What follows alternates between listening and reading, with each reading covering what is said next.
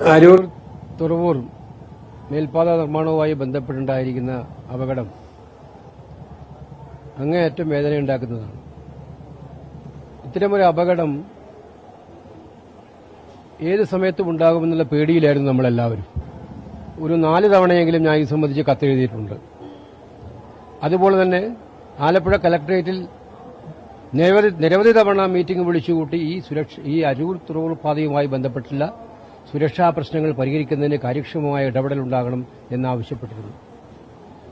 നമുക്കെല്ലാവർക്കും അറിയാം, ഈ ദേശീയപാത നിർമ്മാണം കേരളത്തിൽ എല്ലായിടത്തും നടക്കുന്നത് കൃത്യമായ രീതിയിൽ സർവീസ് റോഡുകൾ പൂർത്തിയാക്കാതെയാണ്. 40-ലധികം പേരുകളാണ്, നിങ്ങൾക്ക് മനസ്സിലാക്കാൻ സാധിക്കും, നിങ്ങൾ തന്നെ പലപ്പോഴും റിപ്പോർട്ട് ചെയ്തിട്ടുണ്ട്, 40-ലധികം പേരുകളാണ് ഈ അരൂർ തുറവൂർ പാതയിൽ മാത്രം സർവീസ് റോഡുമായി ബന്ധപ്പെട്ട ആക്സിഡന്റിൽ മരണപ്പെട്ടിരിക്കുന്നത്.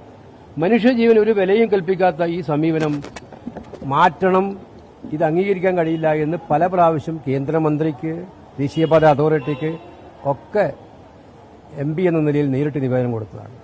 അതുപോലെ പബ്ലിക് അക്കൌണ്ട്സ് കമ്മിറ്റിയുടെ ഈ മീറ്റിംഗ് എറണാകുളത്ത് കൂടിയപ്പോൾ അവിടെ നേരിട്ട് പോയി പരിശോധിച്ച് കാര്യങ്ങൾ വിലയിരുത്തുകയാണ്.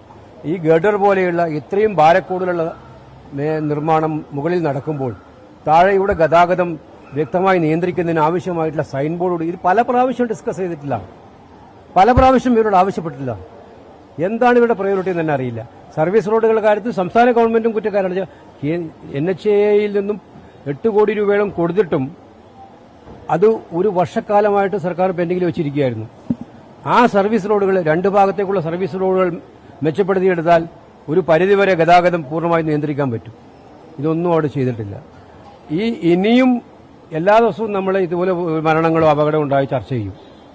ഇനിയും ഇത്തരം കാര്യങ്ങൾ ഉണ്ടാകാതിരിക്കാനുള്ള ശ്രദ്ധ ദേശീയപാത അതോറിറ്റിയുടെ ഭാഗത്തുണ്ടാകണം, അതുപോലെ തന്നെ കേരള ഗവൺമെന്റിന്റെ ഭാഗത്തുണ്ടാകണം. ഇത് അങ്ങേയറ്റ സത്യത്തിലൊരു കൊലയ്ക്ക് നേതൃത്വം കൊടുക്കുന്ന സ്ഥിതിയിലേക്ക് കാര്യങ്ങൾ പോവുകയാണ്. അവിടെ ഓരോ ദിവസവും മനുഷ്യജീവനുകൾ ഇങ്ങനെ പൊലിഞ്ഞുകൊണ്ടിരിക്കുകയാണ്. പല പ്രാവശ്യവും പറഞ്ഞു, ഈ കാര്യം ഇപ്പോഴും കേന്ദ്ര മന്ത്രിയുടെ ശ്രദ്ധയിൽപ്പെടുത്തും, ഈ കാര്യത്തിൽ കൂടുതൽ ഇടപെടലുകൾ നടത്തും. പരിഹാരം എന്ന് പറയുന്നത് ഞാൻ പറഞ്ഞല്ലോ, സർവീസ് റോഡുകൾ മെച്ചപ്പെടുത്തിയതാക്കുക. നിങ്ങളിപ്പോൾ മനസ്സിലാക്കി അരൂരിൽ ആ യാത്ര പോയാൽ ഒരു 1 മണിക്കൂറും 2 മണിക്കൂറും ക്യൂ നിന്നുണ്ടാവും. സത്യത്തിൽ പാലിയേക്കര ടോൾ ഗേറ്റിന്റെ പോലെ തന്നെയാണ് ഇവിടുത്തെ സ്ഥിതി. യാത്രക്കാർ പോകുന്നവർ ഇത്രയും ദുരിത യാത്രയാണ് നടത്തുന്നത്. സമീപവാസികളായിട്ടുള്ള ദേശീയപാതയുടെ ചുറ്റുമുള്ള ആളുകൾക്ക് അവർക്ക് ജീവിതം തന്നെ ദുരിതമായിട്ട് മാറിയിരിക്കുകയാണ്. അതായത് ഈ കൺസ്ട്രക്ഷൻ കൊണ്ട് അവർക്കാർക്കും ജീവിക്കാൻ പറ്റും. എല്ലായിടത്തും വെള്ളക്കെട്ടാണ്. ഇതിനൊന്നും പരിഹാരം ഉണ്ടാക്കാതെയാണ് ഇവർക്കിപ്പോൾ ആകെ ഒരു ലക്ഷ്യമുള്ളൂ, ഈ മേൽപ്പാത എത്രയും സമയബന്ധിതമായി പൂർത്തീകരിക്കണം. അതിന് സേഫ്റ്റി പ്രശ്നമല്ല, മറ്റു കാര്യങ്ങൾ പ്രശ്നമല്ല. സേഫ്റ്റി ഏറ്റവും നിർണായകമായ കാര്യമല്ലേ. അതിന് അവർക്ക് ടാർഗറ്റുണ്ട്. ഈ ടാർഗറ്റിൽ ഇത് പൂർത്തിയാക്കണം എന്നുള്ളതുകൊണ്ട് ആരും പൂർത്തിയാക്കുന്നതിനെതിരല്ല, എല്ലാവർക്കും പൂർത്തിയാക്കണം തന്നെയാണ് ആഗ്രഹം. പക്ഷേ ഇതിനാവശ്യമായ സുരക്ഷാ ക്രമീകരണങ്ങൾ ഉറപ്പുവരുത്തി സർവീസ് റോഡുകൾ മെച്ചപ്പെട്ടതാക്കി കൺസ്ട്രക്ഷൻ നടത്തിയാലല്ലേ ആളുകളുടെ ദുരിതം കുറയുള്ളൂ. അതിന് നടപടിയെടുക്കണം. എന്തായാലും ഇക്കാര്യത്തിൽ ഗൌരവതരമായ ഇടപെടലുകൾ വീണ്ടും നടത്തും. കേന്ദ്ര സർക്കാരിന്റെ മുന്നിലും സംസ്ഥാന സർക്കാരും ഇക്കാര്യത്തിൽ ജാഗ്രത കാണിക്കണമെന്നാണ് എനിക്ക് പറയാനുള്ളത്.